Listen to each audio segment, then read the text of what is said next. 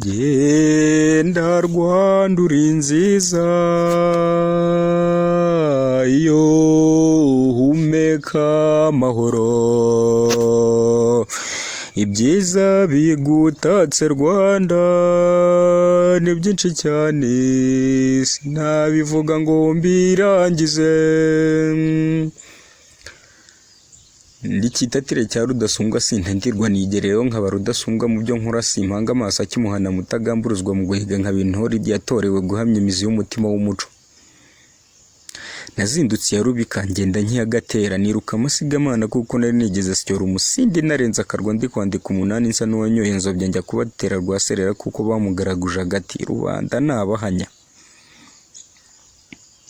Kuki mutamuciriye akari ubutegari kugera umuzinga kwa Bugegera ngo ari kuvuza yabahanda mwese mu rwamenyo rega nta n'isoni mwariye Karungu ngo ari guti nyuma yahuye mu mukoma mu nkoko rw'abandi baragatoye buza yacira n'ayamira arumagiho kuko mwari mumutaye mu matsi. Nyamara utaza karayifumbwa arazifu kandi akebuka giwa mugarura ndetse gira se cyiturwa indi gusa ubugabo subutumbi yamenye kwa kimuhana kazi imvura ihise yabaciye muri humya arambika inda ku muyaga nkuvaho umwami yakuye busyete gusa ntiyagera yarararwa ntambi.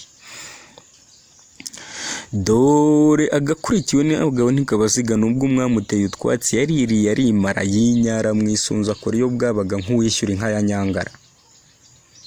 Bose bakubitwa n'inkuba bagwa mu kantu bararuca bararumira niyo mu nda ntiyajorora mbonye ko bateye uduti mu menyo nanjye ngenda nk'abagesera ndi gutera isekuru njya guca umuti wa mperezayo. Umuco nyarwanda ntugacike ucinyire wicara ucogoza ibihita gahorana umuco Rwanda yacu njye ndi Havugimana Anatori intore yatorewe guhamya ibirindiro mu kurwanya ibyonnyi by'umuco. Genda Rwanda uri nziza,